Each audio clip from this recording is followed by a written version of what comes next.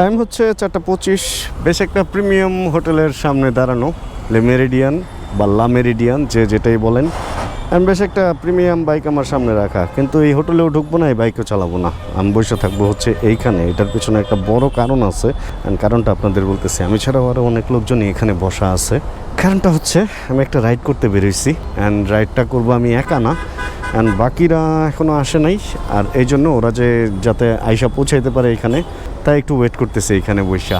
And আমি আসছি খিলক্ষেতে একটা কাজ ছিল, কাজটা সেরে ইউটার্ন নিয়ে দেন এখানে আসছি। অ্যান্ড সঞ্জয় ভাইয়ের সাথে কথা হইলো, ওনার সাথে আসলে রাইডটা করব। আজকের রাইড হবে R15 ভার্সন ফ্রি, যে ভার্সন ফ্রি বলতেছি, আজকের রাইড হবে হচ্ছে R15 ভার্সন 3, যেটা আমি নিয়ে আসছি। অ্যান্ড R15 ভার্সন এম, যেটা সঞ্জয় ভাই নিয়ে আসবে, সিলভার এম, যেটা ইন্ডিয়ান, দুটো ইন্ডিয়ান, একটা ভার্সন 3 একটা ভার্সন এম, মানে ভার্সন 3 আর 4 আসলে মূলত। চলেন তাহলে একটু সঞ্চয় হওয়ার জন্য ওয়েট করি, অ্যান্ড ওয়েটের প্রহর শেষ হইলে আমরা এখান থেকে ঢুকে যাবো এক্সপ্রেস ওয়েতে, অ্যান্ড সে একটা রাইড হবে আজকে ইনশাআল্লাহ।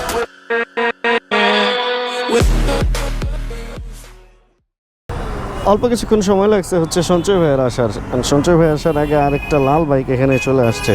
আর এবার আমাদের ভার্সন এম আর ভার্সন 3 এক হয়ে গেছে। কিছু জিজ্ঞেস করলেন? ও, মানুষজন এখানে বসে ভালোই ওয়েট করে। আমি আরও ভাবছি যে আমি এখানে বসে থাকবো, কারো মনে হয় পাবো না। এখন দেখি অনেক লোকজনই এখানে ওয়েট করে মানুষের জন্য।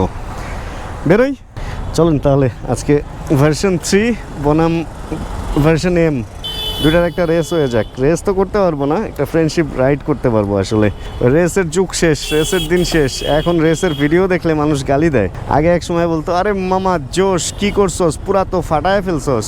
আর এখন রেসের ভিডিও দেখলে বলে যে জীবনের মায়া নাই, নিজে মরতেছে, আরও মানুষে মরার জন্য ইনফ্লুয়েন্স করতেছে। বুঝলাম না, আজকে রাস্তায় কিন্তু ভালোই ভিড়ভাট্টা, লোকজন এত চিল কেন? এই যে মানুষজন এদিকে বসে ছবি টবি তোলা, আড্ডা টাড্ডা দেওয়া, অন্যরকম একটা ব্যাপার স্যাপার, নাকি রেগুলার অনেক ফাস্ট এদিক দিয়ে চলে যায়, এই কারণে খেয়াল করা হয় না যে এদিকেও মানুষজন এত চিল থাকে। একদিন তো আমারও এখানে এসে চিল করা উচিত। ক্যামেরা যেহেতু একটা আছে, ওইভাবে তো আসলে ওয়েডিং ফটোশ্যুট আমি ছায়া করতেছি না, টিম কাজ করতেছে, বাট আমি তো করতেছি না। এদিকে একবার আইসা তো একটা ফটোশ্যুট করাই যায়। বেশ সুন্দর সুন্দর লোকেশন, বেশ সুন্দর সুন্দর গাছপালা হয়েছে, ফুল টুল, অন্যরকম ব্যাপার স্যাপার। এখানে সুন্দর ছবি হবে, ফ্ল্যাশ ট্যাশ জ্বালায় ছবি তুললে সুপার ছবি হবে। যদি দুপুরে না, সকাল দিকে, মানে বৃষ্টির পরে তুলতে পারলে তো কোনো কথাই নাই। আচ্ছা, গাছ সুন্দর হওয়ার পেছনে কাহিনী আছে, দেখছেন? এখানে এই যে পাইপ বের করে সুন্দর করে পানি দিতেছে, এই জন্য এই গাছপালাগুলো এত পরিষ্কার, এত সুন্দর। যত্ন করলে যে কোনো জিনিস আসলে অনেক সুন্দর হয়ে যায়, এই হচ্ছে এটার প্রমাণ। কিন্তু যত্ন করে আমাদের রাস্তাটার এই জ্যামটার এই কেউ ছুটাইতে পারতেছে না, এটাই হলো সবচেয়ে বড় প্রবলেম আমাদের রাস্তার। অ্যান্ড দেখেন, খিলক্ষেত এই লে মেরিডিয়ান থেকে শুরু করে আমরা এক্সপ্রেসওয়েতে ঢুকা, এই জায়গাতে আমাদের কত সময় খেয়ে দিতেছে। যাক, চলেন এক্সপ্রেসওয়েতে যাই, ওইখানে আশা রাখি জ্যাম পাবো না। বেশ বড় একটা গ্রুপকে হচ্ছে এই 300 ফিট রোডে র্যাব আটকায় রাখছে পেছনে, দেখলাম। অ্যান্ড কোনো কারণেই অবশ্যই আটকাইছে, সবার মনে হয় পেপার টেপার চেক করতেছে। আর 300 ফিট রোডেও এখন একটা ব্যাপার হয়েছে, ওই যে ছুটির দিনে ওরকম ভিড়ভাট্টা হয় না এখন, কারণ স্পিড গানের একটা ব্যাপার আছে, স্পিড লিমিটের একটা ব্যাপার আছে, সব কিছু আসলে খুব মেনটেন করা হয়। আর মাঝখানের রোড দিয়ে গেলে তো খবরই আছে, ওটাই মূলত এক্সপ্রেসওয়ের মেইন রোডটা ধরা হয়। আর এটা তো আমি এখন যেটা দিয়ে চলতেছি, এটা সার্ভিস লেন। আর এদিকেও চেকপোস্ট বসে না যে তা না, তবে বেশিরভাগ স্পিড গানের ঝামেলাটা থাকে মেইন, মানে মাঝখানের রাস্তাটাতে। কখন যে কে স্পিড গানের খপ্পরে পড়ে যায় এটা বোঝা মুশকিল। আর আমার স্পিড 68 69, ভাই কোনো চলতেছেই না বাইক মনে হইতেছে। তারপরে যদি স্পিড এই হয়, তাহলে এই রোডে মানে রোড অনুযায়ী স্পিডটা একটু কম হয়ে গেছে, এরকমটাই আমার লাগতেছে। আর এই যে এই পাশে দেখেন পুলিশ টুলিশ সব কিছুই আছে ভেতরে, বাট ওইভাবে স্পিড গান ওই ব্যাপারগুলো হইতেছে না। অতটা আসলে মোটরসাইকেলের চাপও এখন নাই। মূলত এইখানে হলিডেতে আর কি, হলিডেতে যে মোটরসাইকেলগুলো আসে, ওগুলোর বেশিরভাগই হচ্ছে ওই যে অমুকের মোটরসাইকেল তমুকের মোটরসাইকেল নিয়ে চলে আসে। দেখা যায় পেপারস থাকে না, এই না সেই না, এই ধরনের লাইসেন্স থাকে না, এই ধরনের একটা ব্যাপার থাকে। এই কারণে এখন পুলিশ দেওয়াতে ব্যাপারগুলো অনেক শিথিল হয়েছে, অনেক শান্ত শিষ্ট ভদ্র হয়েছে। কারণ এখন ওই যে সে এখানে চলে আসতেছে না, কেস খাওয়ার একটা ভয়ে যে সে আসতেছে না। আর একটা গ্রুপ এখানে ঢুকে নাই, দাঁড়ায় আছে, ওদেরকেও ধরে ফেলছে দেখলাম। আর সঞ্চয় ভাই যে টান দিচ্ছে, উনি তো কেস খাওয়ার ভাও করতেছে। মোটরসাইকেল দেখেন, এই যে আমার সামনেরটার, ওরে আমি ধরলে আমার স্পিড 80-তে থাকতেছে, 70-তে থাকলেও আমার ক্রস করে চলে যেতেছে, এই হচ্ছে অবস্থা। মোটামুটি চলে। আর গাড়িগুলোতে এক স্পিডে চলতেছে, মোটামুটি 60 আপ সবাই চলতেছে এখানে। আসলে যে স্পিডটা দিচ্ছে ধুর, এগুলা নিয়ে আর কি কথা বলবো, এগুলা মানা মুশকিল, একদমই মুশকিল। 30 ভাই রে ভাই, কেমনে কি স্পিড ধরছে। যাই হোক, সব কিছুর পর এই স্পিডের ব্যাপার বাদ, এগুলা বিভিন্ন রকম ব্যাপার স্যাপার চলবে, এগুলা থেকে আসলে ফাঁক ফুকরও থাকবে। কারণ এগুলা একটা সময় আমরা এগুলার সাথে অভ্যস্ত হয়ে যাব, বুঝে নিব যে আসলে কোন জায়গায় কীভাবে চলতে হবে। বাট সব কিছুর পর যেটা বলবো যে খুবই ভালো লাগতেছে যে অনেক দিন পর স্পোর্টস বাইক নিয়ে এই ধরনের রাস্তায় রাইড করতেছি। আর এরকম বড় বড় রাস্তা যদি থাকে তাহলে মনে হয় যে বাংলাদেশে একটা স্পোর্টস বাইক চালানো মোটামুটি এটা একটা মানে এটার একটা উপকারিতা আছে, বা এটার একটা উপয়োগ মানে এটার উপভোগ করার একটা ওয়ে আছে। কারণ আমরা যে রাস্তায় রেগুলার চলি, ঢাকা থেকে গুলিস্তান, উত্তরা থেকে গুলিস্তান, উত্তরা থেকে মতিঝিল বা মিরপুর, এই সমস্ত এরিয়া, বাসাবোর টাসাবোর সব কিছু ধৈরা যদি আপনি চিন্তা করেন, গুলশানি চিন্তা করেন না, তারপরেও কোনো স্পোর্টস বাইক নিয়ে মুভ করার মতো অবস্থা কিন্তু নাই। কিন্তু যখনই দেখবেন যে আপনি এই ধরনের রাস্তা, বা আপনি দূরে কোথাও যাচ্ছেন, ফরিদপুর যাচ্ছেন, মাওয়া যাচ্ছেন, বরিশাল যাচ্ছেন, কক্সবাজার যাচ্ছেন, সেই ক্ষেত্রে একটা স্পোর্টস বাইকের দরকার পড়ে। বা আপনি শহরে রাইড করতে চাইতেছেন, আপনি 300 ফিটে আসতে পারতেছেন, তাহলে এরকম একটা স্পোর্টস বাইক ওকে। বাট শহরে রেগুলার চলার জন্য স্পোর্টস বাইকটা এটা একটা মানে ভুল ডিসিশন আমার কাছে মনে হয়। সঞ্চয় ভাই কি টান দিতেছে এগুলা, ওনারে ধরতে গেলে দেখেন তো অবস্থাটা। উনি আজকে স্পিড গান কখন যেন খায়, উনি 90-তে। আরে ভাই, এই লোকটা এই R15M পাওয়ার পর এই লোকটা হয়ে গেছে অন্যরকম। এই লোকটারে খুঁজে পাওয়া মুশকিল হয়ে যায়। আমি যখন ওনার সাথে জিক্সার নিয়ে বের হই, তখন ওনারে আমার ধৈরা মানে খুঁজে পাইতে প্রবলেম হয়ে যায়। ফুস করে এই চলে যায়, ওই চলে যায়। দেখা যায় যখনই কোনো মোড়, তখনই আবার আমি কখন আসবো এটার জন্য মোড়ে দাঁড়ায় থাকে। এই হলো অবস্থা।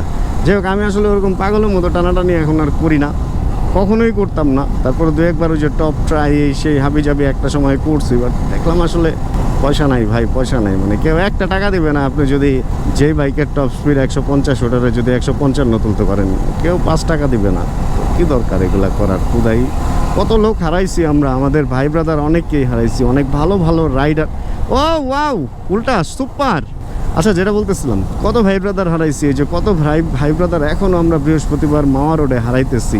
এই চলতেছে, এগুলা হচ্ছে, রেগুলারই হচ্ছে। তবে এটা হলো ভালো একটা সুন্দর রাস্তা, একটা পাওয়ারফুল বাইক নিয়ে একটা মানে সুন্দর একটা ভদ্র স্পিড মেনটেন করে সুন্দর করে ব্যাপারটাকে একটু এনজয় করেন, এই ব্যাপারটা হলো সবচেয়ে বেশি মজার, যেটা আমরা এখন করতেছি। যাক, আমরা এখানে রাইডটা শেষ করে হয়তো কোনো এক জায়গায় ব্রেক নিব। একটু হালকা পাতলা না খাইলে কেমনে হয়, একটু তো খাওয়া দাওয়া করতে হয়, তাই না? একদম খালি চালাইলেই হবে বাইক, একটু খাইতে টাইতেও হবে। এ হচ্ছে অবস্থা। দুইটারই সেম পাওয়ার, মানে কোনোটাই চাইলে কোনোটাকে যে একদম ফালায় চলে যেতে পারবে তা না। তবে বড় রাস্তার চেয়ে চিপা রাস্তার মধ্যে একটু বেশি ভালো লাগে। চিপা রাস্তায় ভিডিওতেও বেশি মজা লাগে, সাইড দিয়ে সব কিছু দ্রুত পেছনের দিকে যায়, একটা রেসিং ভাব আছে ব্যাপারটার মধ্যে। কিন্তু ইদানিং রাস্তাঘাট ভালো হয়ে গেছে, বাট এই সমস্ত জায়গায় লোকজন আসে না, একদম কীরকম যেন মানে ফাঁকা দেখছেন। আসলে চেকপোস্টটা একটা কারণ এটার পেছনে। চেকপোস্টটা থাকাতে অনেক বাইকে এখন আসা বন্ধ করে দিছে এখানে। কুইক শিফটার নাকি আটকায়া যায় বলতেছে।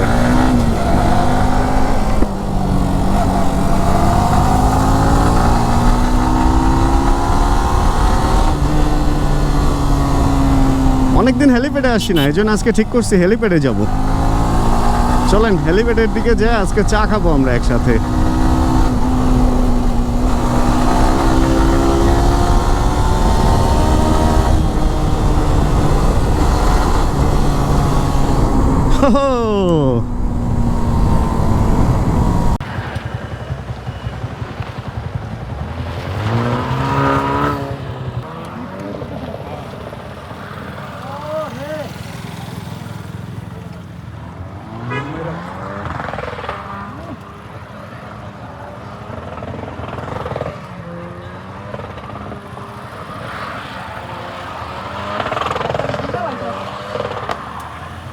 পাঁচটা 54 এখন হচ্ছে সময়, আমরা এদিক থেকে বের হয়ে যেতেছি, কারণ অনেক মোটর সাইকেলের ভিড়ভাড়টা এখানে, অ্যান্ড অনেক রাফও চালাইতেছে। এখানে আমরা এক কাপ চা খাইছি এই পাশে ইকবাল ভাইয়ের দোকানে, অ্যান্ড চা খাইতে এদিকে খেলা দেখছি হচ্ছে একটা গাড়ির, সেই ড্রিফটিং করতেছে। এছাড়াও মোটর সাইকেল নিয়েও বেশ বড় র্যালি, বেশ স্টান্ট অ্যান্ড সব কিছু এই জায়গায় চলে। অ্যান্ড অনেক পরিমাণ ভিড়ভাড়টা এখনও আছে, আর অনেক ভাই ব্রাদারদের সাথে দেখা হইলো, ছবি তুললাম, সব মিলা বেশ সুন্দর একটা সময় গেছে। কিন্তু এই যে আমার লুকিং গ্লাসটা কেউ একজন ঘুরায় নিজের চেহারাও দেখে ফেলছে, এটাই হলো ঝামেলা। বাইকাররা লুকিং গ্লাসের অ্যাডজাস্টমেন্ট উল্টাপাল্টা করে ফেলে। অ্যান্ড ভালো লাগছে যে অনেক লোকজন আজকে এখানে আসছে, আর অনেকের সাথে আড্ডা দিয়ে অনেক বেশি ভালো লাগছে। আর কিছুদিন আগেও এখান থেকে যখন বের হইতাম সূর্যের ডিরেকশনটা ছিল এই লেভেলে, এখন ডানে চলে গেছে। শীত গ্রীষ্মে সূর্যের ডিরেকশন চেঞ্জ হয়, মানে পৃথিবীর ঘোরার যে ব্যাপারটা ওইটা চেঞ্জ হয়, এই কারণে এই জিনিসগুলো হয়। এই হলো ব্যাপার। অ্যান্ড সঞ্চয় ভাই আমার পেছনে, চলেন আমরা এদিক থেকে এবার টুকটাক করে বের হয়ে যাই, কারণ সন্ধ্যা আর এদিকে করবো না। অ্যান্ড দুই হলো ভিড়ভাট্টার পরিমাণটা একটু বেশি, মানে যতটুকু প্রয়োজন ছিল তার চেয়ে একটু বেশি, এই জন্য একটু আগে আগে বের হয়ে যেতেছি।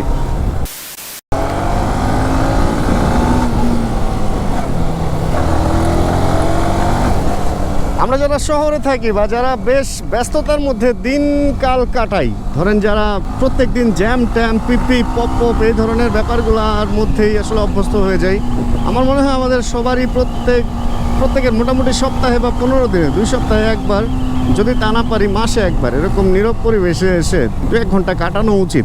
মানে যে একটা শান্তি, যে একটা রিল্যাক্স হওয়া যায়, একদম মানে অন্যরকম একটা ব্যাপার স্যাপার কাজ করে, আপনি একদম রিল্যাক্স ফিল করবেন এখান থেকে যাওয়ার পর। এই রেস্টটা আপনার ভিতরে কয়েকদিন থাকবে যে আপনি একটা নীরবতা নিচ্ছেন। আসলে আমাদের কান, চোখ, নাক, মুখ, যত এগুলার কি ইন্দ্রিয় বলে বা যাই বলে, প্রত্যেকটা জিনিস টায়ার্ড হয়ে যায়, একদম টায়ার্ড হয়ে যায় এগুলা কাজ করতে করতে। টায়ার্ড হইতে এরকম নীরবতাটা পাইলে আবার একটু ওই যে অনেক দিনের শুকনা গাছের মধ্যে যখন বৃষ্টির ফোঁটা পড়ে এবং গাছটা মানে আবার আগের মতো পুনরুজ্জীবিত হয়, ওরকম আমার কাছে মনে হয় যে এরকম সবুজের মধ্যে, নীরবতার মধ্যে আসলে আবার সব কিছু একটু পুনরুজ্জীবিত হয়। এই জন্য উচিত সবার একটু এরকম আসা। অ্যান্ড আমি তো ট্রাই করি খুব বেশি, এবং আপনাদেরকেও নিয়ে আসার ট্রাই করি। বাট এইখানে যে সজীবতাটা পাই ওটা আপনারা দেখতে পারেন, কিন্তু ফিল করতে পারবেন না, আসলে অনুভূতিটা নিতে পারবেন না, কারণ ওটার জন্য আপনার এখানে আসতেই হবে। ভিডিওতে জাস্ট দেখা যাবে, বাট ফিলটা নেওয়া যাবে না। আসবেন, অবশ্যই আসবেন, অ্যান্ড আমিও আসবো ইনশাআল্লাহ আপনাদের নিয়ে আরও বেশি বেশি। আর এবার আমরা বের হয়ে যাব, অ্যান্ড বের হয়ে আমি কাজে ঢুকে যাব। সঞ্চয় ভাইয়েরও নিজস্ব কিছু কাজ টাজ আছে, আমরা চেষ্টা করি এরকম আসলে কাজ থেকে বের হয়ে একটু রিল্যাক্স এরকম সময় কাটানোর জন্য মাঝে মধ্যে। এই তো, তাহলে আজকে ভিডিও থেকে বিদায় নিয়ে নিই। জাস্ট এই ছোট্ট একটা রাইড 300 ফিটে আসলাম, এটা শেয়ার করার জন্য আজকে ভিডিওটা শুরু করছিলাম। একটু ভিতর দিয়ে ঘুরে টুরে তারপরে ওই দিক থেকে বের হয়ে যাবে একবারে উত্তরা বাসার দিকে। এছাড়া আর আজকে কোনো প্ল্যান প্রোগ্রাম নাই। তাহলে আজকের ভিডিও থেকে এখানে বিদায় নেই। হোপ রাখতেছি ভিডিওটা আপনাদের ভালো লাগছে। ভিডিও যদি ভালো লাগে প্লিজ একটা লাইক দিয়ে দিন। চ্যানেলে যদি নতুন হন প্লিজ সাবস্ক্রাইব করে আমাদের ফ্যামিলি মেম্বার হয়ে যাবেন, প্লিজ প্লিজ প্লিজ। আর জানাবেন কে কোন জায়গা থেকে ভিডিও দেখছেন। দেখা হচ্ছে তাহলে এরকমই ভিডিও নিয়ে সামনে আবার, যখন পরবর্তী ভিডিও নিয়ে আমি না আসতেছি ততক্ষণ ইনশাআল্লাহ আমরা থাকবো ভালো, আমরা থাকবো সুস্থ এবং করতে থাকবো চিল। আর এই গাছে ফুল নাই, ফুল থাকলে এখানে ছবি তোলার একটা ভিড় লাগে, ওরে সর্বনাশ। এই রাস্তাটা ঠিক করছে, বাট বিশাল বড় একটা স্পিড ব্রেকারও দিয়ে দিচ্ছে। আচ্ছা তাহলে টাটা বাই বাই, আল্লাহ হাফেজ। Chill bro. Check the mic and make sure it sound right, boy.